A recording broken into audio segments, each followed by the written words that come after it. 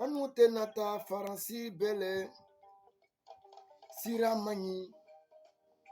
La route n'est pas bonne. Mola Maroya Beye. Sous la Maroya Beye. La route n'est pas bonne. La route n'est pas bonne.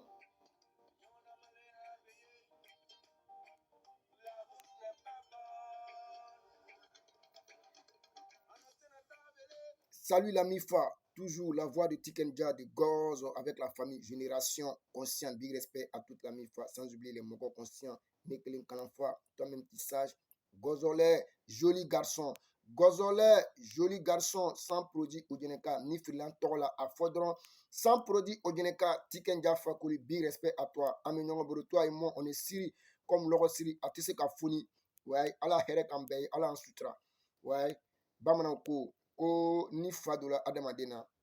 fa bɛ se ka fila kɛ mɛ ni aventure dɔ la mɔgɔ kunna ni m'o kɛ i ni tɛ lafiya kuwa an bɛ dugawu kɛ ala hɛrɛ kɛ bɛɛ ye an ka hɛrɛ bɛ yɔrɔ min na ala ka an kun su ye mɛ farafin ma ko t'o la hali ni ala ka farafin ya hɛrɛ kɛ mali la n'a bɛ abijan non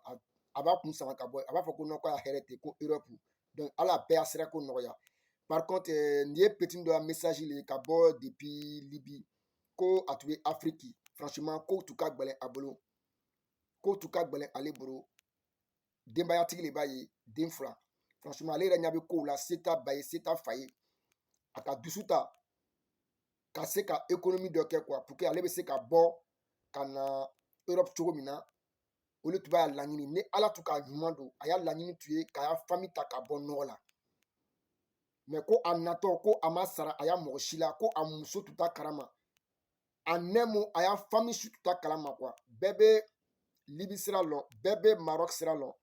souvent adamaden n'i ye dusu ta k'a fɔ ko n bɛ bɔ ka taga ji sira fɛ c'est pas facile k'i b'a fɔ i muso ɲɛna c'est pas facile k'i b'a fɔ i ba ni fa ɲɛna i y'a somɔgɔw ɲɛna quoi sabula e ka dusu ta i k'a bila i ŋaniya kɔnɔ e bɛ fɛ ka taga ji sira fɛ bon n'i taara fɔ dɔ ɲɛna dɔ bɛ yen o bɛ se k'i décourager quoi o de kosɔn bamanan b'a fɔ ko ni fa dɔ la adamaden na kɛ o bɛ se ka fila kɛ mais ni aventure dɔ la i kun na f'i y'a kɛ le n'i m'a kɛ i ni tɛ lafiya voilà comment a ka yɛrɛ kolonkolon a nana se libi ko a nana bɛn ni kɔkisɛ nangaraba dɔ ye kɔkisɛ nanfiri dɔ ye ko kɔkisɛ kɛ kɛra sababu ye ka a ya wari tiɲɛ a bolo ale yɛrɛ bɛ libi presque 2 ans ko a y'a laɲini ye mun de ye bi ni sɛgɛ tɛ fila ye a ye dɔ kɛ sɛgɛ la a bɛ fɛ ka segin kɔ ka don a ya jamana kɔnɔ mais se t'a ye a t'a ɲɛ a t'a kɔ ko a y'a kɔrɔcɛ wele k'a fɔ a kɔrɔcɛ ma a y'a somɔgɔw ɲɛna k'o ye wari fara fara ɲɔgɔn kan n'o bɛ se k'a dɛmɛ pour que a bɛ se ka a faso lasɔrɔ cogo min na ko o de ka d'a ye bɛɛ bɛ aventure lɔn aventure ma nɔgɔ mais an n'u farafin souvent an n'u bɛ aventure karaba parce que an y'a aventure kɛla bi nin tagala ne bɛ taga ni donla ne bɛ don a bila i kunna ko nin tola ji la n tɛ taga ne t'a fɔ mɔgɔ kɛnɛ na ji kan dɛ ne t'a fɔ mɔgɔ kɛnɛ na europe mais n'i pɛrɛla k'i bɛ na europe wari ɲini i k'i ni jigi kɛ mɔgɔ ye sira la sabula n'i bɔla k'i bɛ na aventure la i bɛna to maroc libi k'i y'a frère wele i ma position lɔ k'o ka ca dɛ an bɛ yɔrɔ min na bi on est dans confinement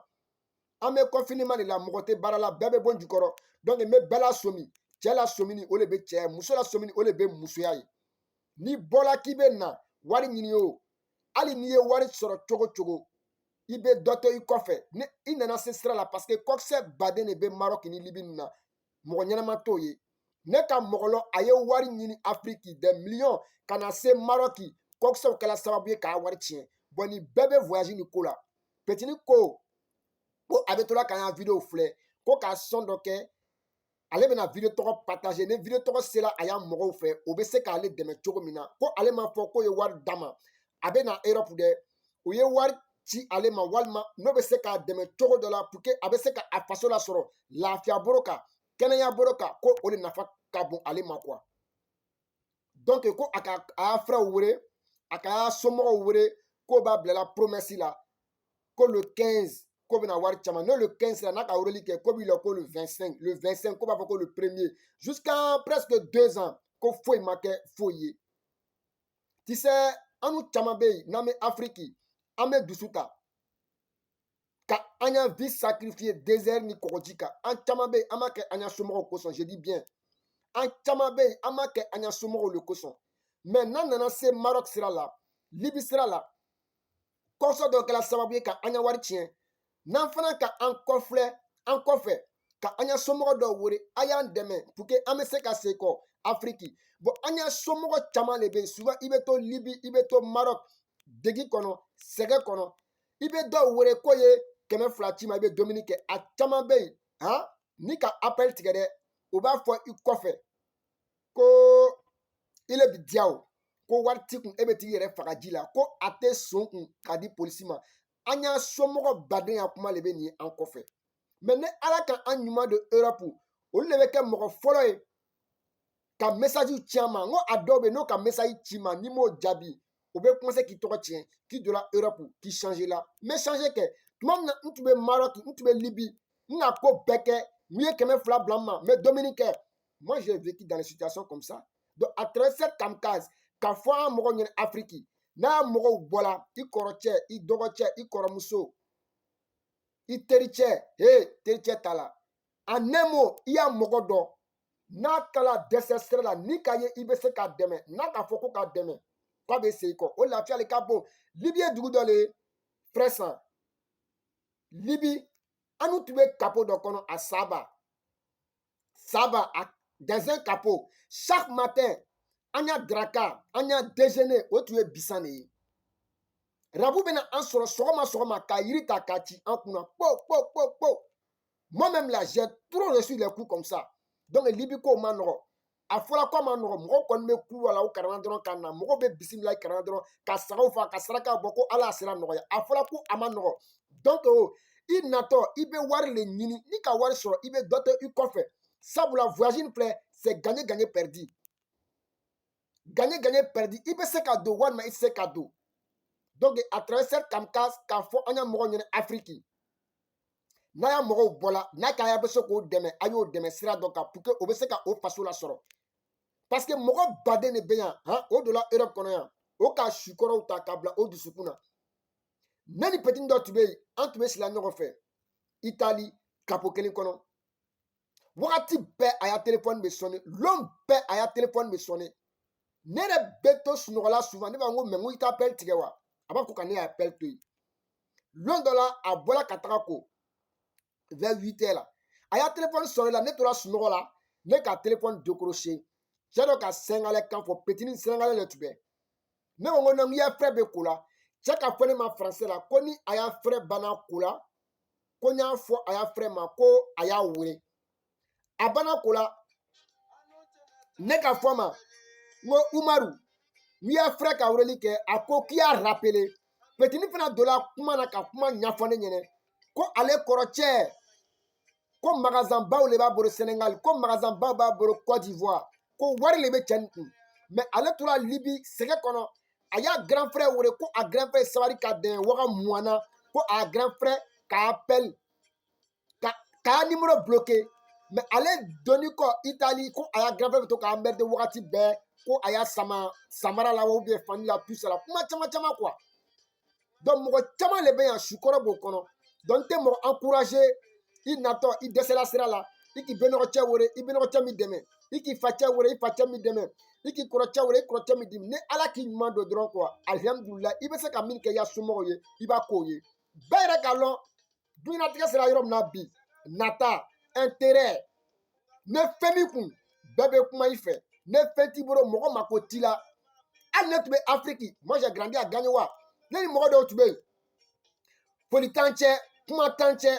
mais depuis donna Europe wa bɛɛ bɛ invitation ci ma n'a digila i la kɛ o kɔrɔ de k'i ye changer ne kuma fɔla ko n donna mɔgɔ dɔ la k'o yafa n ma n bɛna kuma nin fɔ video nin kɔnɔ n'a digila mɔgɔ la mɔgɔ si kana yafa n ma parce que kuma fɔ kun de y'o k'i bɛ kuma ka don dɔ la ni dusukun man ɲi ni ŋaniya man ɲi i bɛ changer donc n'i bɛ na wari ɲini i bɛ na kana na se sira la ka mɔgɔ emmerder wari ci ma i kumɛtɛ ci ma i dusukun ci ma kuranna ci ma sani ci ma o tɛ marché Europe bɛ yɔrɔ min na bi n'a fɔra ko a gbɛrɛyala fo k'a ɲɛfɔli a gbɛrɛyala tubabu b'a la ka ko gbɛrɛya mɔgɔw bolo avant I bɛ baara kɛ mɔgɔw ya sɛbɛn la yan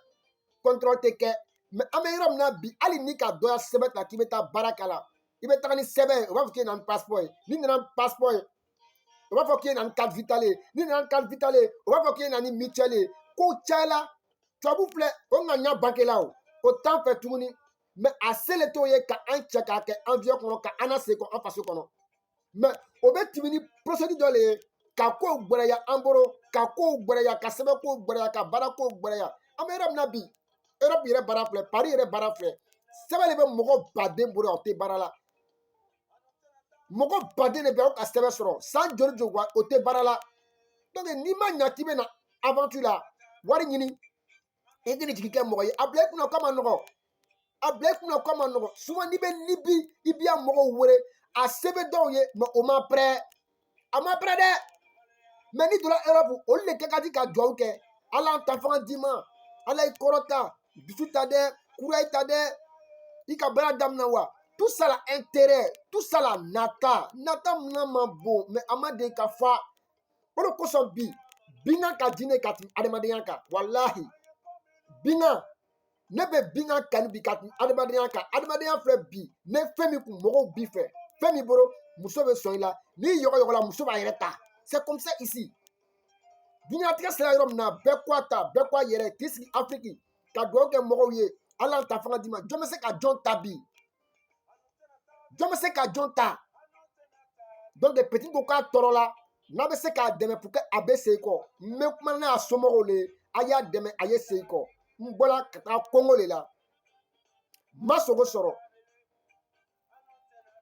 n ma jɛgɛ sɔrɔ ba la mais ne n segin kɔla ka taa n faso kɔnɔ o bɛ n sɔn hakili la n bɛ se ka o la kani mɔgɔw ye Libi ma nɔgɔ dɛ Libi ma nɔgɔ Maroc dugu nin fila ma nɔgɔ mɔgɔ bɛ Maroc ni ka ye se t'i ye ka ji traverser kɛ dɔ ka fisa ni dɔ ye dɔ ka fisa ni dɔ ye n mako ma ɲa bi o ni n ta tiɲɛna o tɛ sira kelen kan dɛ n mako ma ɲa bi o ni n ta tiɲɛna o tɛ sira kelen kan souvent i bɛ Maroc i bɛ tu kɔnɔ i bɛ malo la k'i bɛ segin kɔ n'i tagala o bɛ n'i kunna la a bila i kunna ele bɔra ka min to i kɔfɛ o ka mun de k'i kɔfɛ n ko farafin da ka siya farafin bɛ kuma bɛɛ fɔ n'i nana Europe n'i ma se ka ko kɛ n'i taara Afrique o b'a fɔ k'i ye dangaden ye mais n'i tora Afrique ka baara kɛ ka dusukun ta ka se ka ko k'i yɛrɛ ye o b'a fɔ ko duwawu b'i kɔ donc souvent n'i ka farafin y'a kuma jate tu pourras jamais avancer i natɔ i ma mɔgɔya wari suɲa n'i bɛ degi la Libi Maroc dusu ta kɛna siran foyi ɲɛ dusu ta minnu bɛna fɔ a dɔ la yan i tagala i ma se ka timi he e minnu tora ji la e tagala ji sira kan i taala Maroc i ma se ka don i seginna i faso kɔnɔ e min tora ji la o ye mun ye ni ne kɛra dangaden ye min tora ji la o bɛ kɛ mun ye que Dieu nous aide tous